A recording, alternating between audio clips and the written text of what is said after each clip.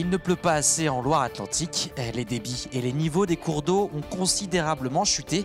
La préfecture a donc décidé de placer le département en vigilance sécheresse. Benoît Balti. Seulement 300 mètres cubes par seconde, alors que normalement à cette période de l'année, il atteint les 1000 mètres cubes.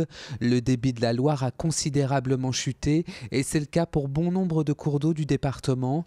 La faute à un épisode de sécheresse qui dure depuis plusieurs mois. Il ne pleut pas assez en Loire-Atlantique. Pour autant, le préfet n'a pas pris d'arrêté pour limiter les usages de l'eau.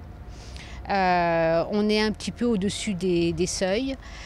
Mais si la situation climatique ne s'améliore pas eu égard à la pluviométrie, on pourrait rencontrer des difficultés dans les semaines qui viennent.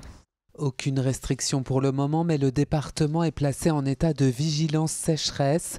Concrètement, la préfecture souhaite alerter chacun pour éviter tout gaspillage.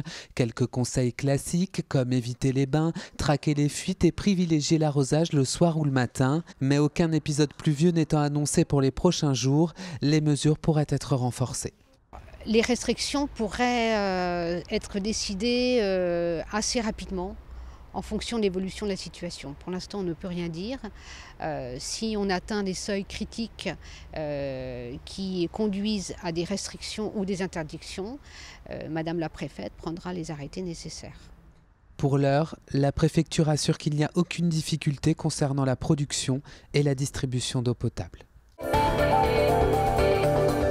Plusieurs associations nantaises appelaient à un rassemblement après la mort le week-end dernier de Marion, une femme violée et battue à mort par son compagnon.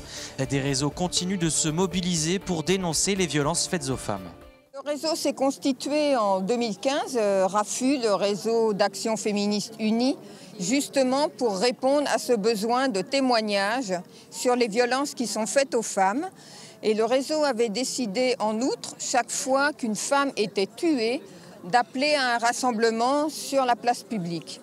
Donc quand c'est dans Nantes, eh bien, on peut faire le rassemblement dans la rue où la personne a été tuée. Quand c'est en dehors de Nantes, on le fait ici, devant le palais de justice, parce que ça témoigne aussi un petit peu des difficultés des femmes à faire appel à la justice. Et dans le quartier du Breil, un mouvement de solidarité s'organise autour de Walid, un jeune garçon atteint d'une infirmité motrice cérébrale. Plusieurs commerçants ont installé des tirelires pour lui permettre de suivre des thérapies adaptées. Claire Villalon. C'est une petite tirelire pour donner de l'espoir. Dans cette épicerie située dans le quartier Breil-Barberie à Nantes, les salariés ont décidé de se mobiliser pour un enfant de 7 ans originaire de Tours. Il se prénomme Walid et est atteint d'une infirmité motrice cérébrale. C'est grâce à une connaissance en commun que Erkaini a rencontré ce petit garçon. Walid est venu me voir avec ses parents et je l'ai pris ici. Là, j'étais justement au comptoir et c'est là où, là, je ne vous cache pas que les larmes sont tombées, les frissons de partout. Mais on ne s'est pas laissé aller parce que voilà, quoi, c'était pas le but. D'autres commerçants nantais ont également installé une tirelire dans leur magasin pour recevoir des dons. Les sommes récoltées sont reversées à l'association Esport pour Walid qui permet à ce garçon de suivre des thérapies adaptées à son handicap dans toute l'Europe. C'est une rééducation intensive, 4 heures par jour.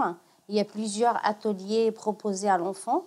Ils proposent de la piscine, ils proposent de la kiné. Des séances de rééducation qui permettent à Walid de faire d'énormes progrès. De pouvoir marcher et de pouvoir jouer avec les autres. La progression en langage, la progression au niveau d'autonomie. Il tient mieux sa tête maintenant, il tient mieux aussi son bassin. Il y a des progrès à chaque voyage. L'association Espoir pour Walid se mobilise également pour d'autres enfants afin de les aider à trouver petit à petit des chemins vers l'autonomie. Fin du suspense. L'entraîneur du FC Nantes, Sergio Conceição, a prolongé son contrat de 3 ans. Le Portugais a dévoilé hier les raisons de ce choix et ses objectifs. Olivier Caillé. Les supporters présents ce mercredi matin à la Genolière l'auront peut-être remarqué. Sergio Conceição s'est rasé la barbe. Un signe comme un nouveau cycle qui débute pour le technicien portugais. Arrivé en décembre dernier pour tenter de sauver le club de la relégation, l'ancien joueur de la Lazio de Rome y est parvenu et avec la manière. C'est donc tout naturellement qu'il s'est vu proposer une prolongation de contrat à laquelle il a répondu favorablement malgré l'intérêt d'autres clubs européens. Je suis bien ici, je me sens vraiment bien ici, le premier. Deuxième, c'était un contrat de 3 ans. C'est pas mal comme contrat pour moi, okay, pour le staff. Et troisième, c'est l'ambition aussi du club, l'année prochaine, de faire encore mieux que cette année. Mieux que le top 10 auquel est promis le FC Nantes à 3 journées de la fin. Mais avec quelle équipe? Combien de nouveaux joueurs? Toutes les réponses à ces questions arriveront dans les semaines à venir. Mais une chose est sûre, Sergio Conceição souhaite apporter quelques changements. On va avoir l'espace pour l'équipe pro, on va avoir l'espace pour l'équipe B. Un joueur d'équipe de réserve, il doit venir, quand je l'appelle pour venir à l'équipe pro, il doit sentir quelque chose de spécial. Il ne pas être toujours avec nous. C'est pas bien, c'est pas bien. Et je vois aussi qu'il y a beaucoup de monde dans notre espace, beaucoup de monde qui n'a rien à voir. Parfois, je trouve des personnes que je ne connais pas. On doit changer voilà, à ce niveau-là.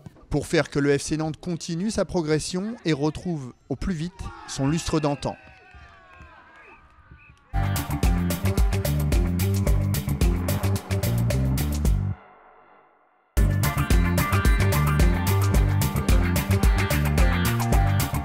La CFDT, à l'issue du calcul de la représentativité, confirme sa première place sur l'ensemble de la région Pays de la Loire et également dans l'ensemble des départements de la région où nous sommes arrivés première organisation syndicale dans le secteur privé. La CFDT dans la région des Pays de la Loire, comme en Bretagne d'ailleurs, est une organisation qui est forte. Conforter cette place et progresser encore davantage, puisqu'on est passé à 36,80 à peu près, c'est toujours quelque chose de réjouissant dont on peut être fier et dont nos militants peuvent être heureux.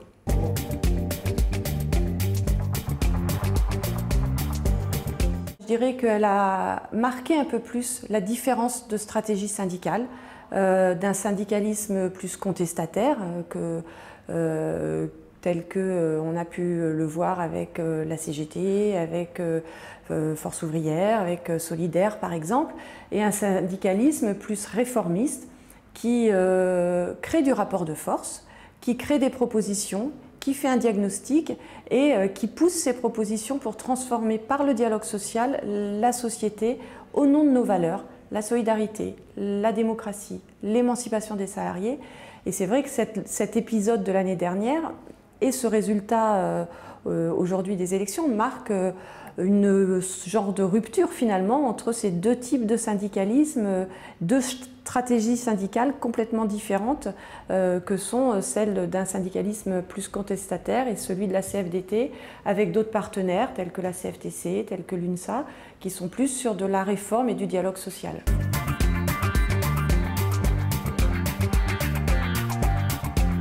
Notre travail aujourd'hui, c'est de montrer que le syndicalisme, ce n'est pas celui qui vous embête parce qu'il n'y a pas de train, parce que vous n'allez pas pouvoir mettre votre gamin à l'école, parce qu'il n'a pas de cantine, mais que le syndicalisme, c'est au quotidien, dans ma vie quotidienne d'entreprise, dans ma vie quotidienne, dans mon territoire, qui peut me changer ma vie et qui peut m'aider à bouger et à être acteur dans mon territoire, acteur dans mon entreprise.